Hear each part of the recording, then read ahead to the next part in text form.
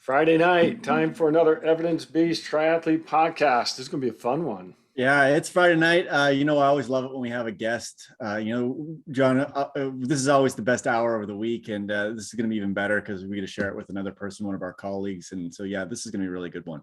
Well, here in Las Vegas, and obviously UNLV, we have such great expertise in the sports arena, let alone even the endurance world.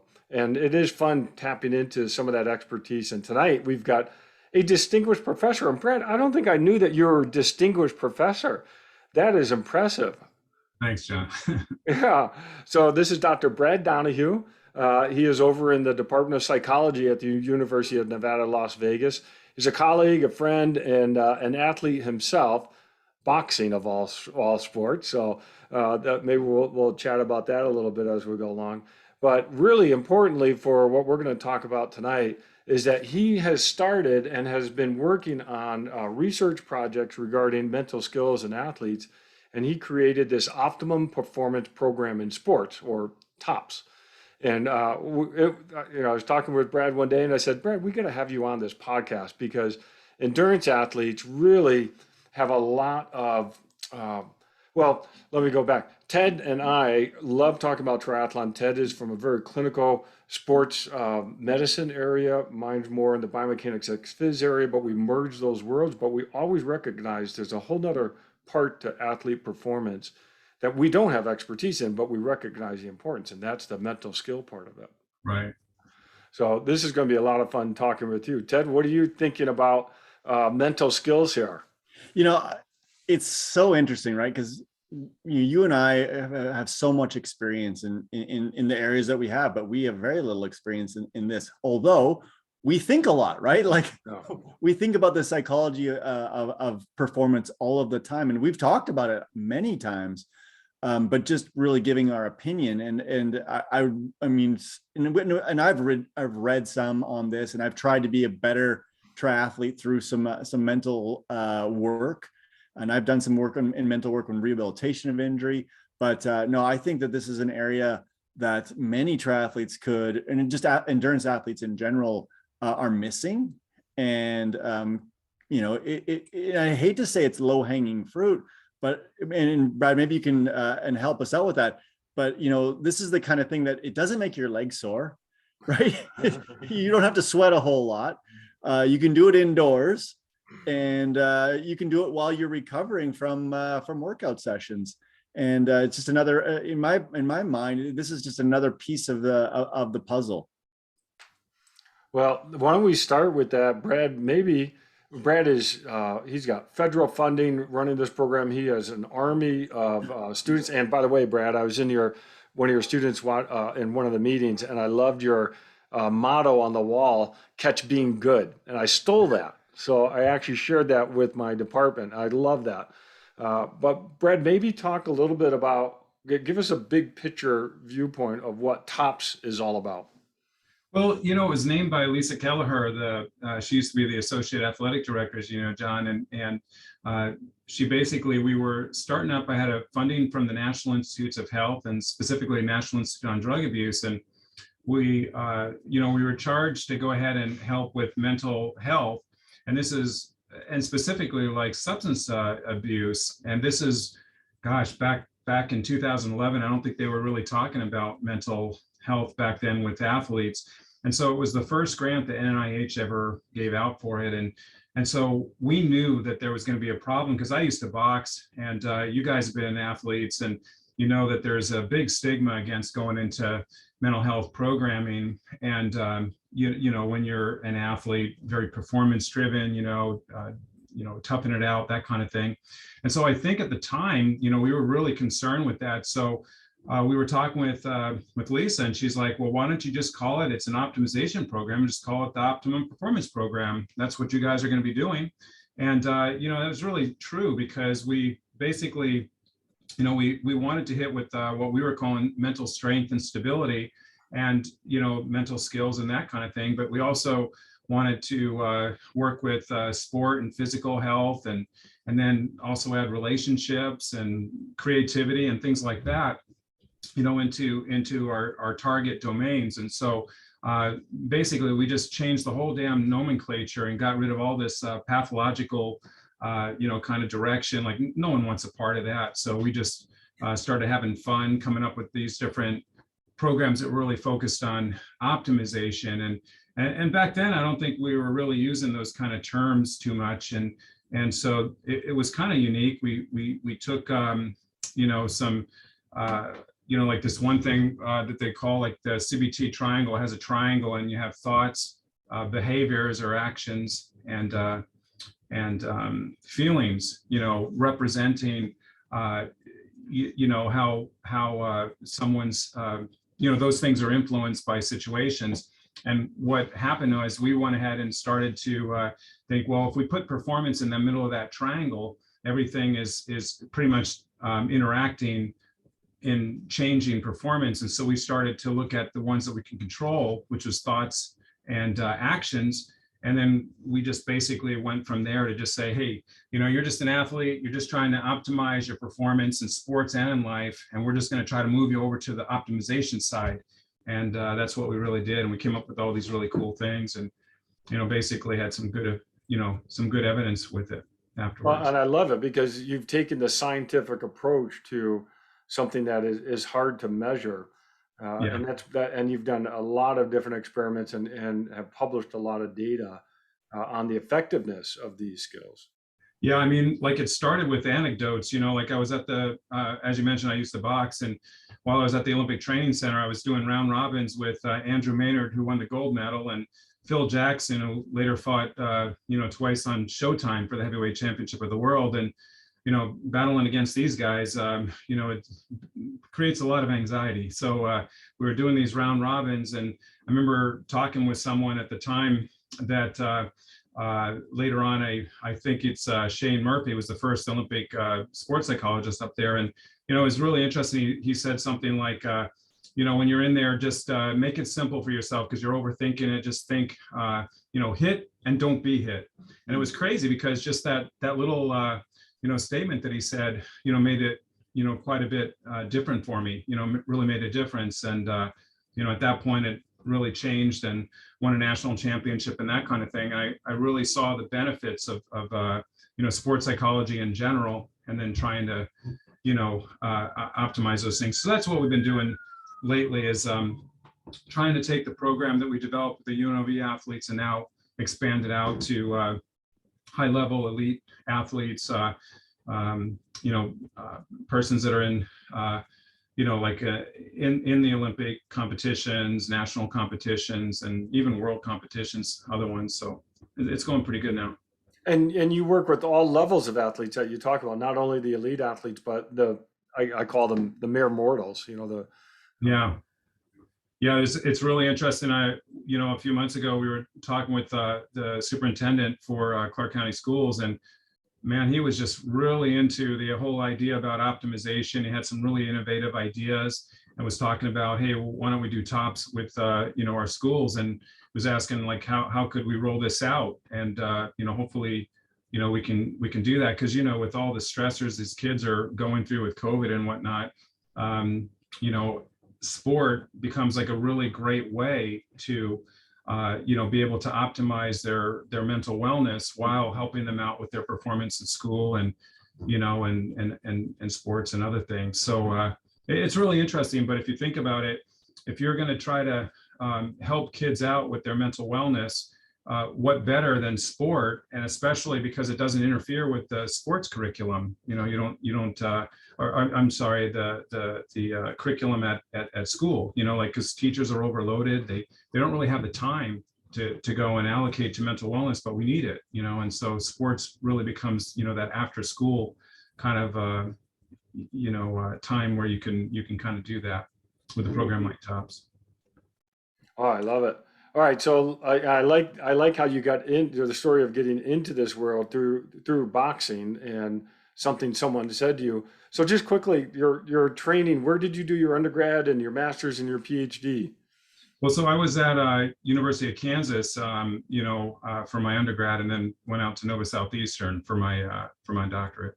Oh, that's awesome. All right, so now let's get into a little bit of the meat of the endurance athlete and some mental skills. And I know you and I talked a little bit earlier today about it, and I can't wait to unfold some of these. So how does an endurance athlete, how do they need to recognize the importance of mental skills, or what's some ways that they can get going in this area? Yeah, so about, gosh, it was one of the first the first athletes we actually worked with were Mary Shea was the coach at the time for our cross country team, and she was really into doing something that would help them out with their mental game. And so we went over there, and I had, my daughter was running cross country, and I remember just lining up her teammates and just asking them, what kind of thoughts are you having right now? This is just before they were practicing, and and boy, they were really negative. And then when we got to the actual competitions, it was very similar. As they were preparing, they were saying things like, she looks strong, she's tall and lanky, I'm feeling tight, tense. It was just a lot of negativity. And so I took those ideas, and with Mary's help, we went ahead and started to do some things that were really basic. And I was thinking about, like, my former training and making it really simple. So we just started to take this list of these motivational statements and kind of made them, really just kind of listed them all off. And then we actually had them pick out which ones they thought were most motivating. And of course, we would find out that some athletes might be motivated by aggressive statements like, I'm going to dominate, I'm going to destroy the competition. And other athletes went ahead and had, they got motivated by other things, like maybe God shining on me, things of that sort. And so we categorized them subsequently, put them into, giving them some examples, and then had them choose which things they wanted to hear. And then we actually created CDs. I had this Abby Miller working with me as an undergrad, and she was a Heisman Award recipient. So of 5,000, girls that were in high school, she won it, the Heisman at high school level. And she was here in Nevada and attended UNLV. And so we worked together, and she actually created these CDs that had whatever they said were their motivational statements. They went ahead and she put them onto a CD, and just every 5 seconds the motivational word would come up. So I'm gonna dominate would perhaps be the first one, and then we would wait 5 seconds, and then another word would come out that would be motivational, like I'm gonna kick ass or something like that. Every 5 seconds we were doing that. And what we did was a bunch of these field trials where we would run them, through those field trials. We would try out one where it's just motivation.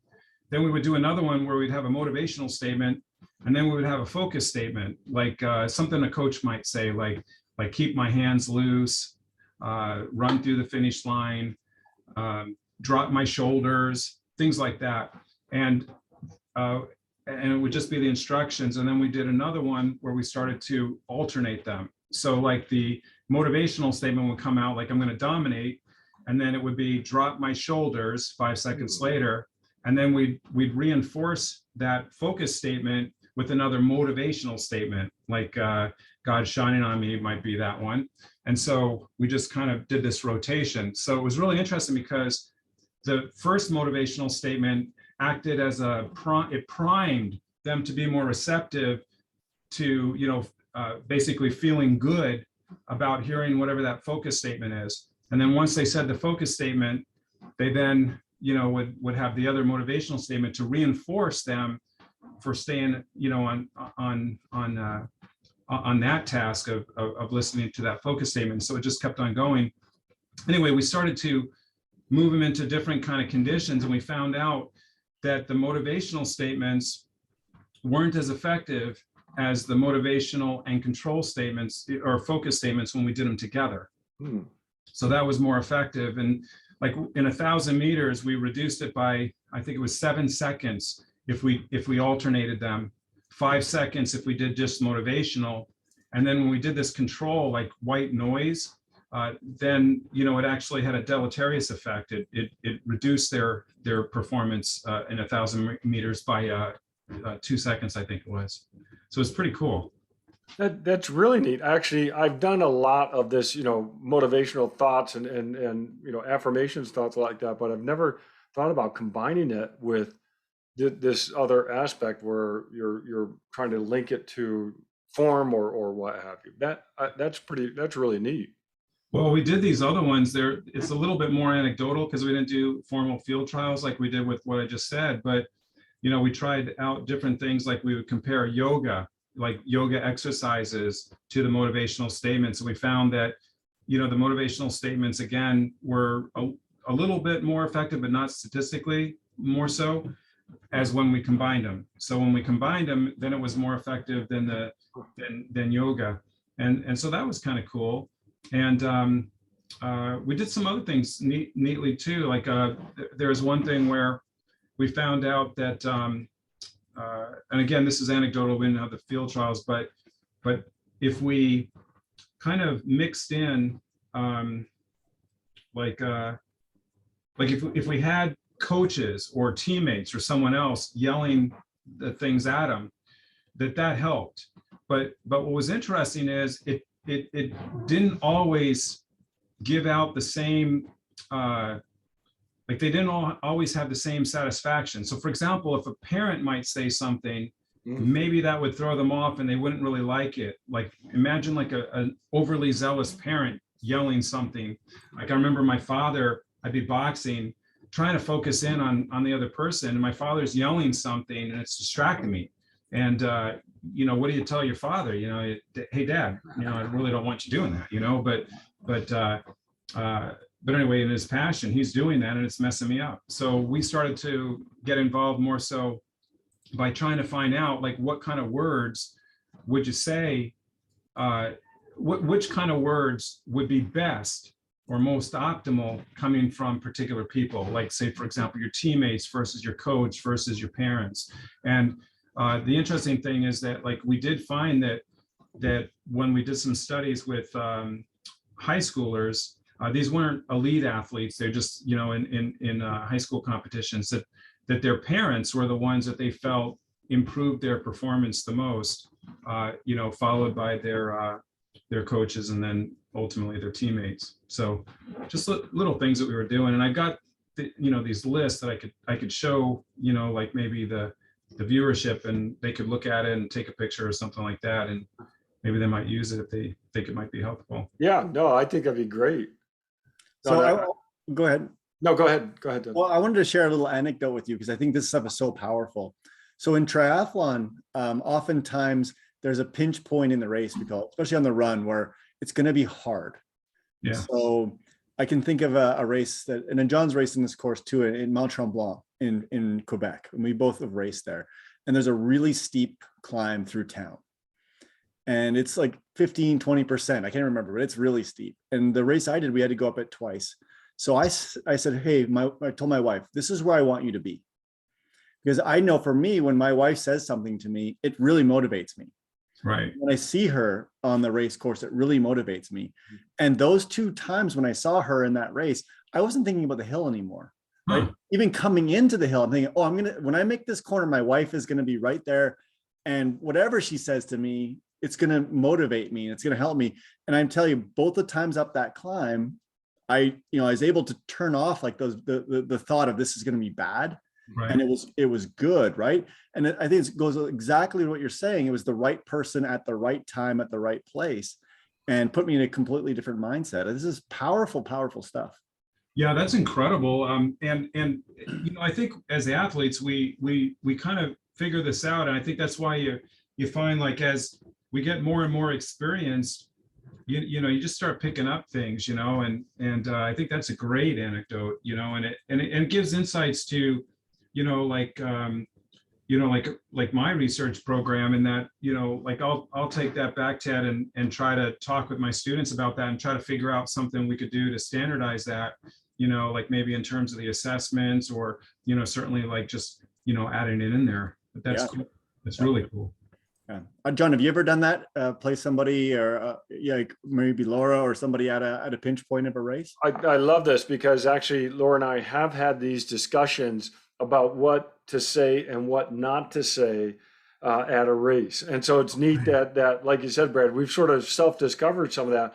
And I would have to say, okay, don't say these things, okay, at this point. And I don't, I always say I don't need a lot of cheering, but I don't mind a couple of things like this. And so, you try to predict what you're going to respond to. But this is really great to hear that there is some science behind that. So that's really amazing. Yeah, it's funny you should say that about what not to say, because we all know about like get the piano out of your ass, that kind of stuff, right? And like I know my coaches used to say those kind of things, and it's really interesting. I was talking with one of my students, and she was saying like we have this list of all these different motivational categories, and then she threw that one out, like, hey, what about those kind of negative things to kind of move you forward? And I was like, well, I don't think the research really supports that so much. And she's like, I don't know, it motivated me. So we did that, we put something like that in just as a test, and then what we did was we correlated it to mental health, like we had a measure of psychiatric symptoms, and then we gave that at the same time that we gave like this list of motivational statements.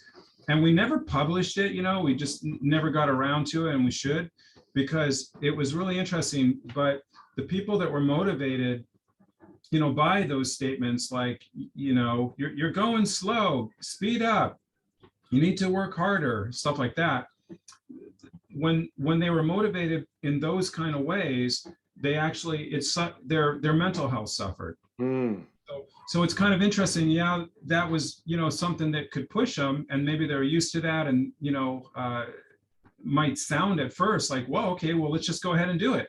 Yeah. But it might be at the expense of their mental wellness, So it's kind of interesting. I mean, that's a whole different thing than what you were saying, John, but no, I love it because Ted and I talk a lot about being in the sport for a long period of time and a lifestyle and longevity. And you're right, if you do some things, you may get a short-term gain, but it may actually get you out of the sport sooner rather than later, and you don't make it, you don't have that longevity.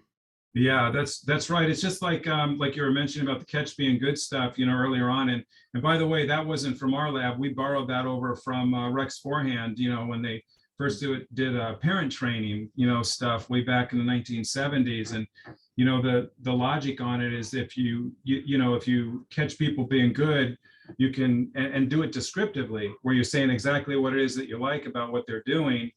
It'll in the long run, get them motivated and internally.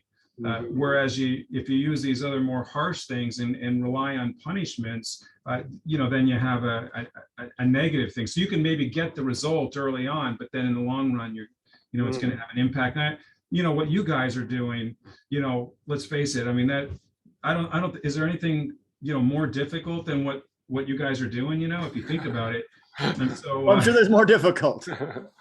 Probably not by much. I mean, well, but it's interesting you say that, because one of the things that I do talk with my wife about, if she's spectating, and often she's racing, but I often say, you got to remind me that I can do this, because I often have a lot of self-doubt, especially as you start getting tired and it does become difficult.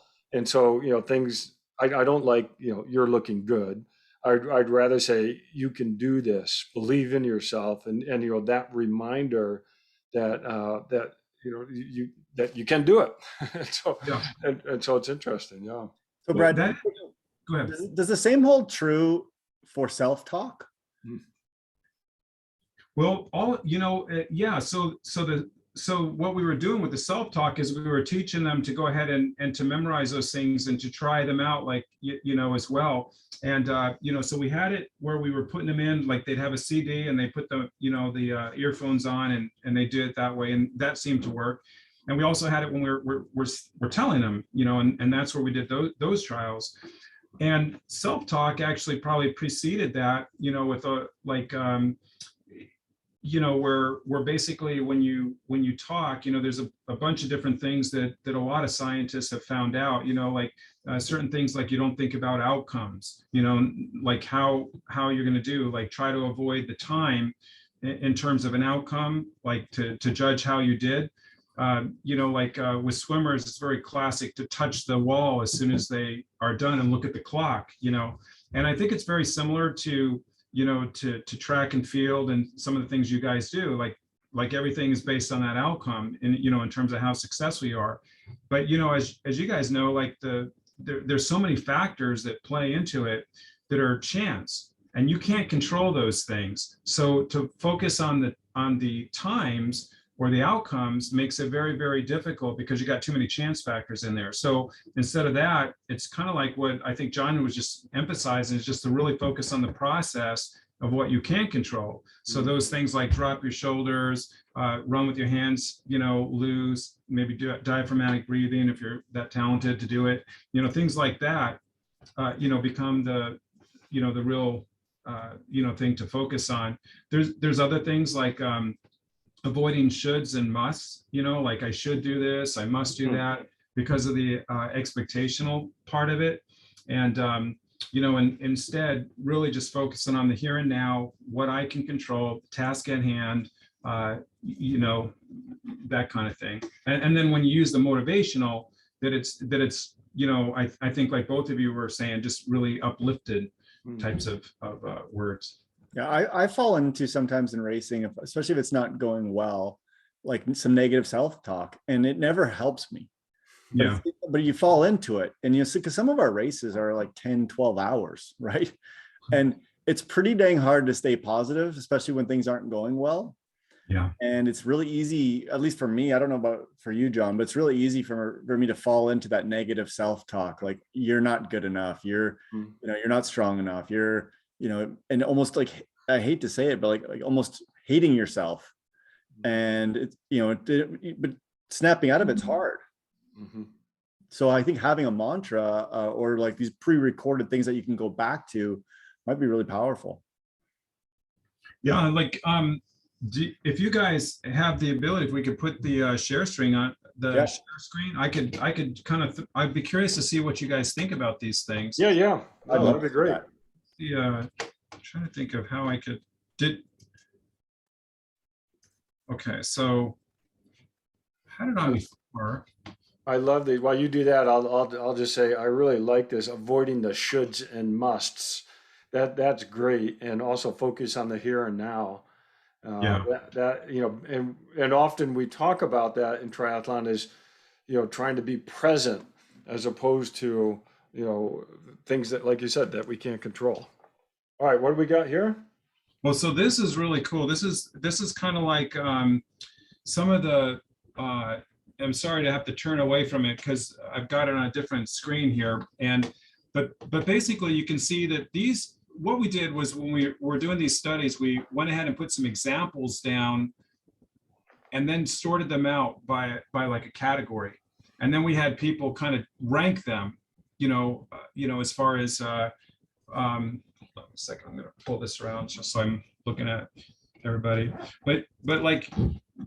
What we did was we had the categories, as you can see there, and then there's a few examples. And then what we do is we just simply ask everybody to rank them.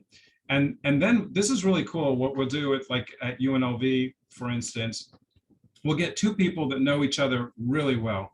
And we'll say, hey, we want you to go ahead and, without looking at this person's scores, we want you just to tell us what is because you guys know each other really well. And they'll say, yeah, we do, definitely. And you're buddies, right? And they'll say, yeah. Okay, so what's his number one thing that he wants someone to tell him to motivate him?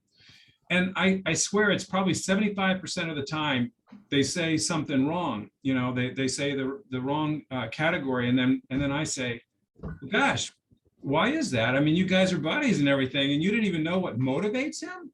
And of course, like, the next thing is to just simply say, well, how come you didn't know that? And of course, they then say, well, we don't talk about it. We just never talk about that kind of thing. And I think that's so telling, right? Like, if you think about it, like motivation is probably one of the most important things that we do in sport, right? Mhm.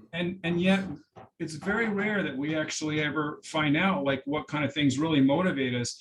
And then we play games too, like sometimes we'll give it, we have different ways that we can ask these questions. So for example, we could say, fill this out as if you were filling out and you're self-talking, which is what Ted was getting at, and that's going to be very different from perhaps if we ask them here, now we want you to fill this out as far as what you want your coach to tell you, or maybe what you want your teammates. And it's almost always consistent, but it's different usually, and that's kind of cool.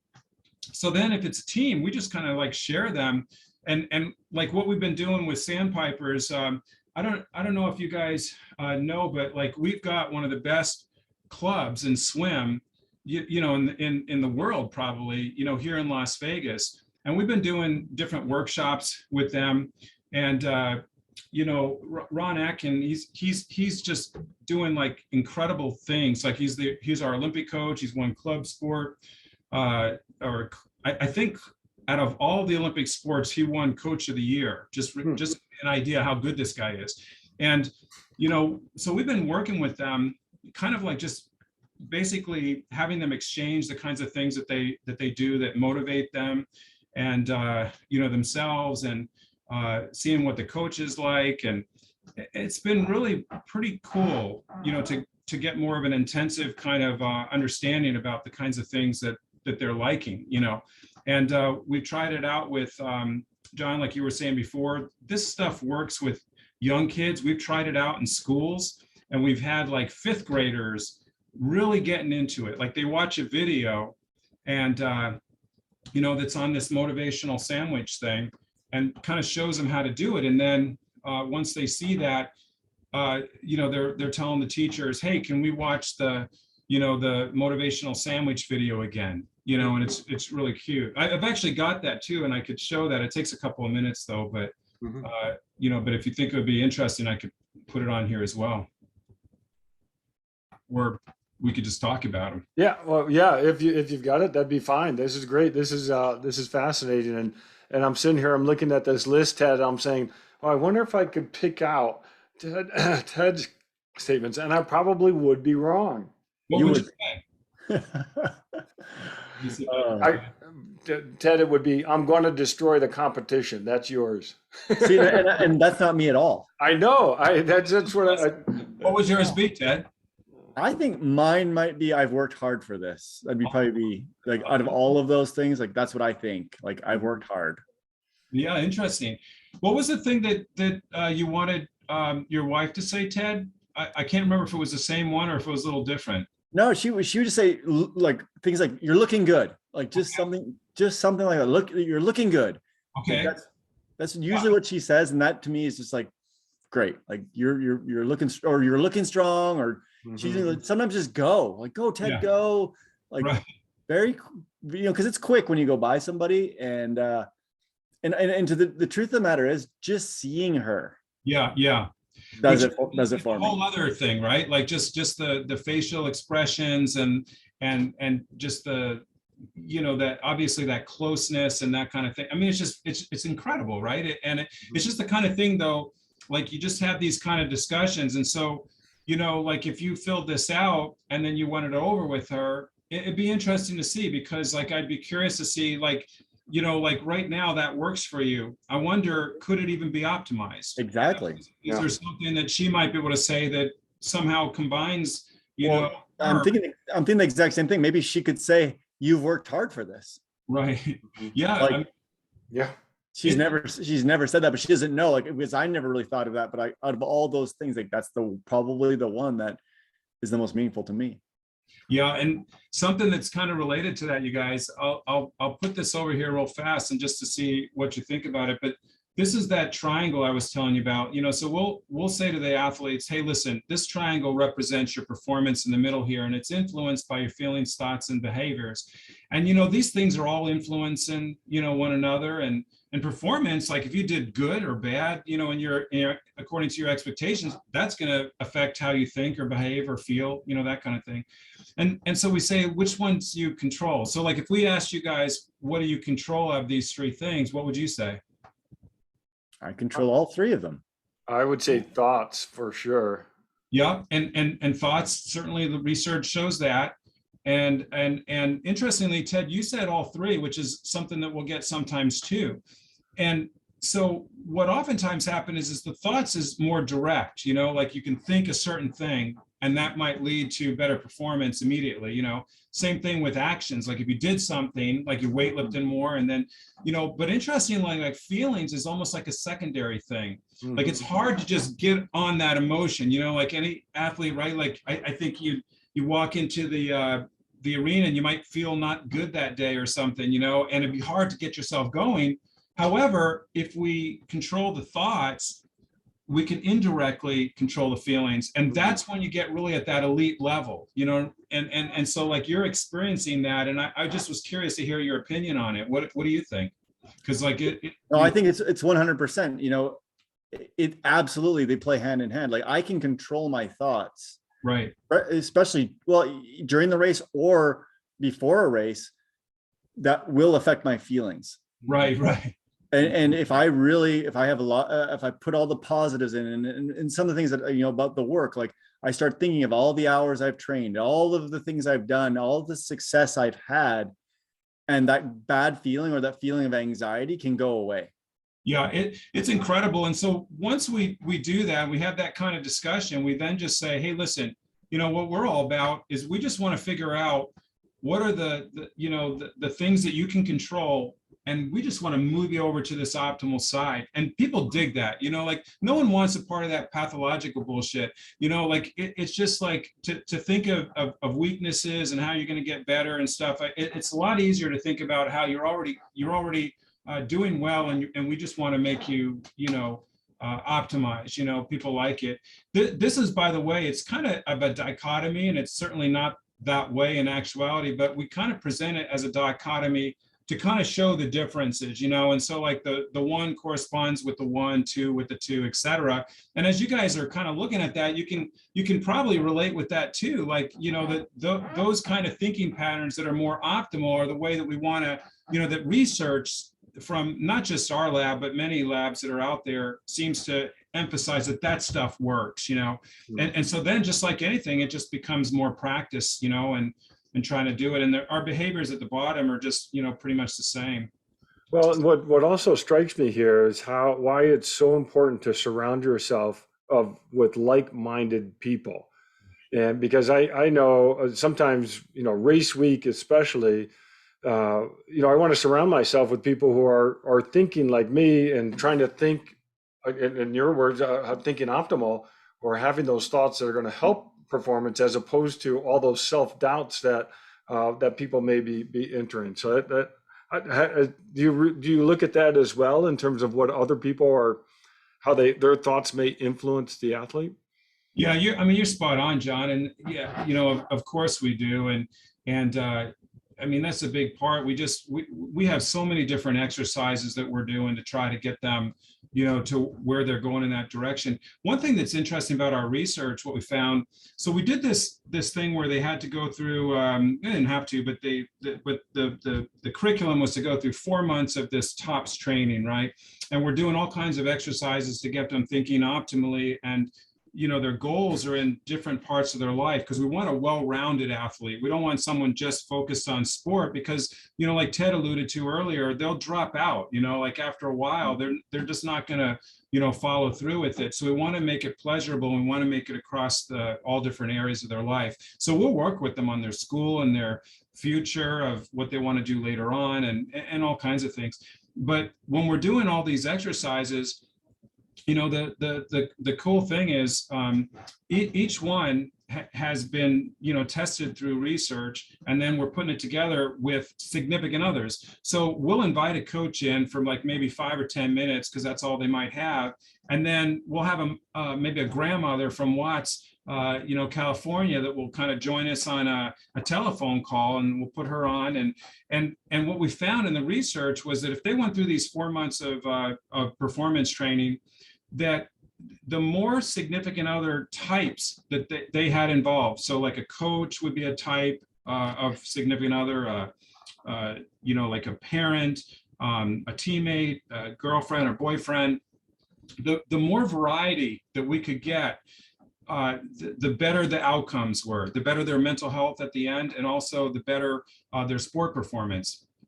And so that was really cool. Like, it didn't matter necessarily that we would have mom there the whole meeting. It was more important just to have a variety of people involved. You know what I mean? And that was really cool, because we could talk with like a coach, and like the coach might be upset with something the athlete's doing, or maybe upset about something that the parent's doing, and they're taking it out on the athlete. And then the parent might have that bad relationship with the coach, so they're taking it through the athlete too. The athlete's just stressed. And so if we bring them all together, we can wrap that up really fast by just doing some positive requests of one another and kind of bringing it out into the open. So anyway, we found that was pretty successful. And just like you guys were alluding to too, trying to, teach these things and getting them to do it really, it's almost necessary to bring in everybody.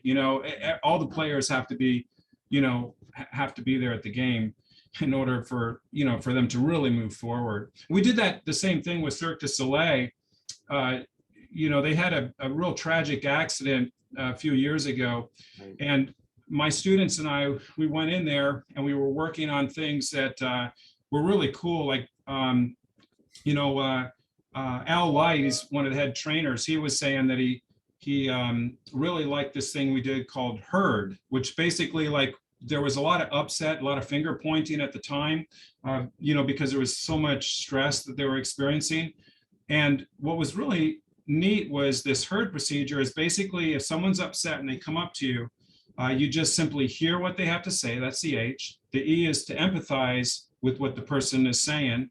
And then they ask, what do you want to do about it? And with different solutions.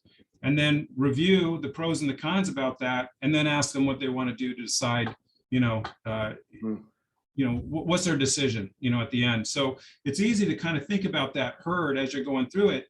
And if you think about sport, there's so many different opportunities to practice conflict resolution, for not just sport, but for in life too.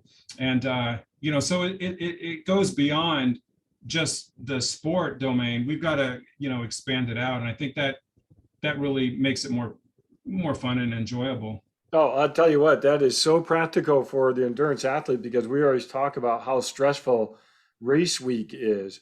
And, if we actually have some intentional skills to deal with some of the stress that comes up with traveling to a race, or something happens, pre-race, like actually someone posted a picture that their tire blew out, 2 days before their big race. And so now that's a stressful situation. Now they got to find a new tire.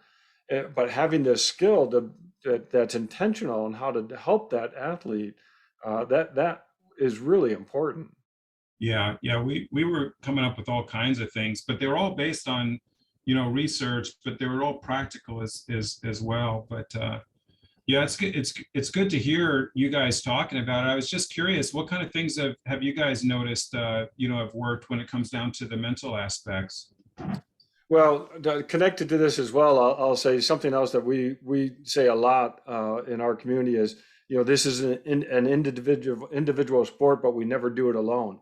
And that's what you're talking about, is having this community of people around you to really be able to help you do the training, to do the racing, and, to feel good after the race as well. Right.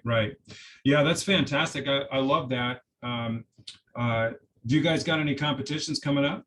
Yeah, so we've got we may have some listeners tonight who have Ironman Texas tomorrow. Okay. And Wow. that's that's going to be a full day. And then we also have our first Tri Club event down at Lake Mead tomorrow, a sprint race. and we've got a lot of first timers doing a race as well. Oh, fantastic. Well, maybe they might be able to use some of these things and, call up UNLV and give us some feedback, see how it's going. Well, I love it. So let's talk about that. What could someone who's going to have a big race or a first race tomorrow, what could they do tonight? Okay, I tell you what, I've got something. I'll just play it. Only take 2 minutes. Yeah. If I can do this, because this would actually be something that that they might be able to do easy enough. And this is, I'm just going to switch this over. So this is our website, by the way, and all you have to do is hit tops in UNLV. Yep. And this will pop up. And there's a whole bunch of things that my students have put together. And it's really cool. Like, these first things are actual videos. And, like this first one, Amber's a cheer national champion when UNLV won the championships. And she's telling us how to respond to people when they're upset. Hiroshi over here on the left here, and his daughter, Hiroshi's a 4-time world champion in karate. And his daughter is now a world champion too, and he's her coach. So it's pretty cool. And she's at UNLV, a UNLV student. And they talk about like how they could express appreciation or gratitude. We've got a hockey player down just below that. He's in our lab, and he basically talks about, using the technique of making requests. And then diaphragmatic breathing is here. And Shannon teaches that. And she's in my lab as she used to be a Disney star, like she was like Ariel, for their national tours and stuff.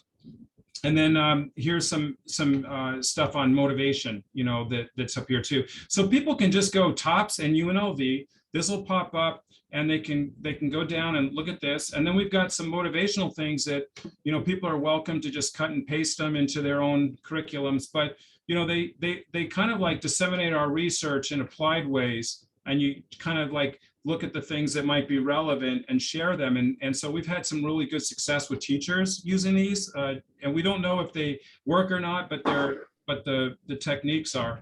So maybe I could just kind of show one of these. Any of these ones you think would be particularly relevant? I'm thinking maybe the diaphragmatic breathing or the motivation stuff for the competitions coming up. Yeah. Which one do you think? The motivation. All right, let's hit it. So you just, click on it, and hopefully you guys will be able to hear this okay. Hey everyone, welcome to Top Tip Tuesday. My name is Katie and this is Shannon. We are so glad you're here. Every Tuesday, we are going to be doing a different top tip. And today we thought we would introduce ourselves to you. We're going to focus on Katie. She is the most amazing figure skater I've ever seen. Katie, tell us a little bit about what you do.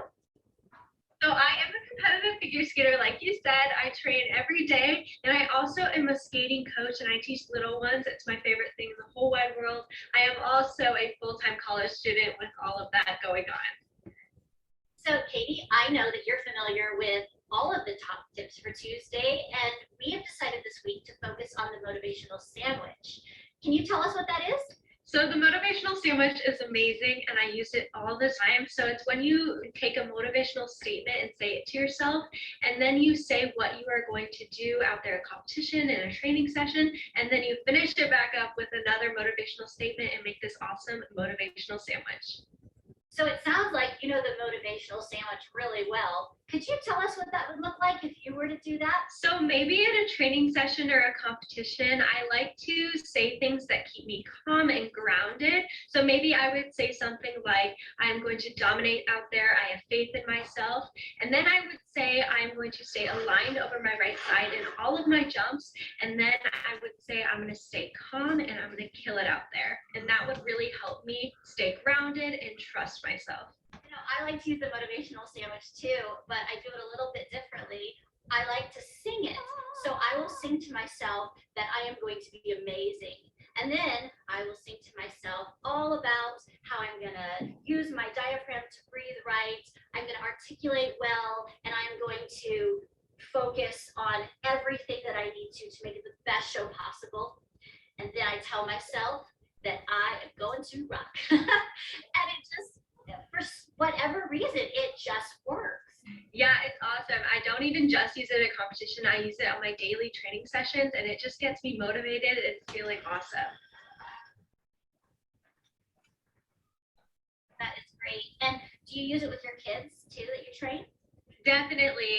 A lot of them say, I can't do this. I don't feel like I'm strong enough or something along those lines. And I like to teach them this motivational sandwich to get them motivated and tell them they can do it because they can do anything they set their minds to. That's right. It is definitely a technique that can work for any age. We really hope you guys enjoyed this episode and learned a little bit more about And that's motivational basically it. sandwich I'm trying to see if I can in get up. everyday life. What'd you guys Please think feel of free to that? Contact us. We will have more Trying information. to turn that off. Below, but we will do our best to respond to anything you have to say. And thanks for joining us. And remember, you guys, stay on top. Bye. See you next week. What did you guys think? So you, Oh, shoot, I 23 gotta years find that old. thing. Let me see if I can. When I was about 15, I started using Tumblr. I had an eating I disorder cannot since I find was out pretty how young. to, There's a lot of I've got so many messages screens that up here, you guys. said, I'm trying to get it off. I was just There we go. there we go. No, I think that's- Go ahead. Go ahead. Ted. I love that. I love that. That's so good, and so practical. It's we talked about very in the beginning, low hanging fruit. That's not a difficult thing to do, Mhm. right? That's something that can that anyone can implement. Really, I mean, that was a 2-minute Tuesday, right? We could do this in 2 minutes. We could implement that. Yeah, no, I love that. And I've actually never have done that. Obviously I've tried to have these little mantras going when I'm going through an event, but I like this idea of sandwiching that in, with something about the form itself even. Yeah, John, I think it's really interesting because I know, like, especially with swimming, we've talked a lot about like the talking to yourself and focused on technique. And I do a lot of that, but I've never put the piece with the motivation. Yeah, And right. so I'm looking forward to my next swim where I'm actually going to try this, like, because one of my cues right now is to reach, Mm-hmm. right? So I'm always saying, okay, reach, elongate. Well, reach, elongate, and then something positive. You've worked hard. You Yeah. deserve this. So no, I think that's great. So then the athletes who are racing tomorrow can create their sandwiches tonight. Uh-oh, we lost Brad, but I'm sure he's going to jump back on. So he's managing his multiple screens. There he is. So we were just talking about the motivational sandwich, Brad, and if you're racing tomorrow, how they can intentionally put those together tonight. Hey guys, can you see me? Yeah, we can see you. We can hear you now Okay. too. Yeah. Cool. Sorry about that. I had so many things going on here. I It's okay. Wait, did I cut out? No, just for a minute, but we were talking about the motivational sandwich and how if you're racing tomorrow, how you can prepare those sandwiches tonight. So how many sandwiches would you prepare for an event?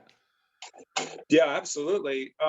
Would it help if I put? I don't know if I'm sharing anymore. No, can you guys not see now. that? No. Let me see if I. Yeah, I think I cut out. Let me see if I can get back while you guys are talking. I'll try Okay. to see if I can get it back up on the screen. Okay. All right. Yeah. So I think, the interesting thing for me here, John, is I definitely know when I'm, especially when we're talking about swimming, if I'm not doing my motivational things, like, or not Mhm. it's motivational, my technical things, I swim slower. Yeah. It's as simple as that. And honestly, I'm really looking forward to utilizing that technique.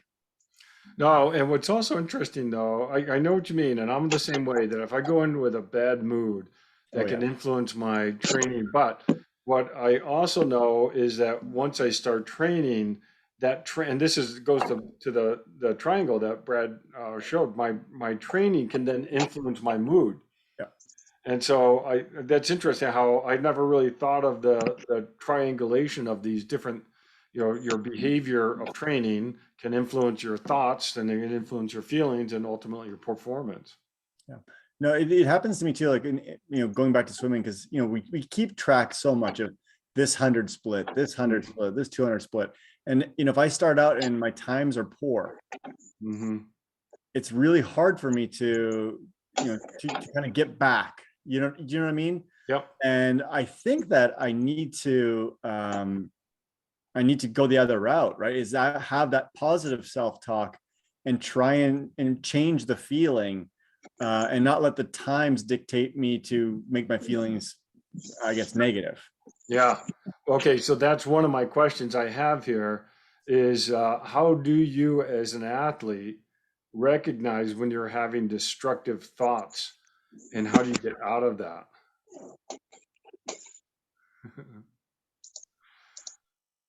I want to Brad, what do you think about that part where when you are having destructive thoughts, how do you get out of it? So trying to get rid of them? Yeah, or when you're in that moment. So, yeah, I mean, that's like, I think the big, that's the really difficult thing, right? Like, so they start to come in. The key is prevention. So it's kind of like starting these like exercises, which seem real simple, like the motivational sandwich kind of stuff, where you do that earlier on. And we started off where we do it like in the morning, just as they're getting up. They get up and we have them just condition themselves to start in with the positive statements. And when, and then pretty much throughout the day, we want them to continue that, because what's going to happen is, just like our mind works, one stimulus will lead to, a particular thought.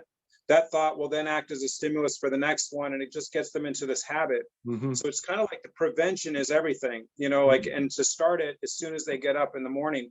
We also do some things like where we'll have them actually imagine like a perfect performance just before they go to sleep, and to do so without thinking about anything with regards to time or anything that's relevant to performance. It's just the task at hand, what they're doing, and mixing it in with these positive statements.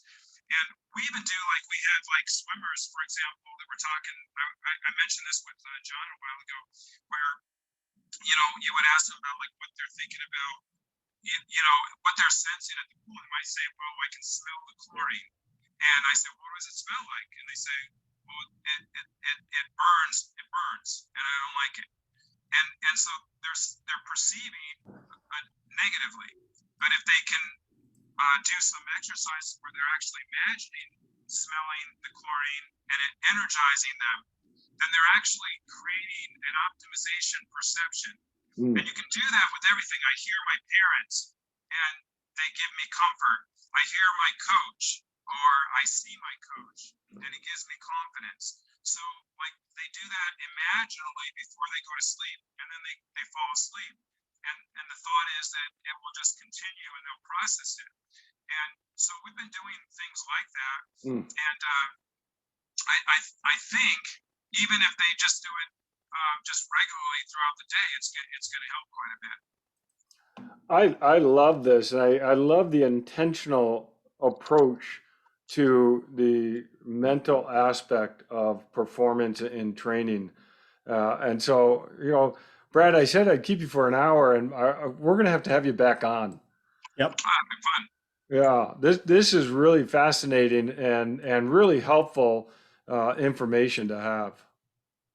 Yeah, well, let us know, for those of you who are listening, please let us know if those things are helpful, and, if there's anything further that you'd like to hear. If we, do this again, it'd be great. I can prepare. We've got so many things that we have been doing that are pretty cool, and I could be prepared for that. Yeah, I definitely would love to have you back on. One of the areas I'd like to get into, and I don't know if you have someone or yourself that could speak to it, is like the pre-race anxiety and like sleeping before the race, and being able to be calm. And I'd love to get into that, and stress mitigation during race week, like John talked about. And so I'd love to get into that. But I know that's another big topic. But and I'm sure that we'll have some other comments once this goes out to the public of areas that we could bring you in and talk about if you'd be willing to, because it's so nice having you as an expert and a friend of ours. So that it would be Yeah, I mean, my awesome. pleasure, Ted, and you guys are fantastic, and thanks for doing this too. I didn't even know that you guys had this going on, and it's just a great curriculum and everything. So I'm looking forward to listening to it in the future and picking up things from it. Awesome. Well, thank you. Awesome. Great. Thanks, Brad. And thanks to everyone listening, and good luck to our athletes tomorrow, and create your motivational sandwiches. Yeah, it's gonna be cool. I love it. They're gonna do good. All right. Good night.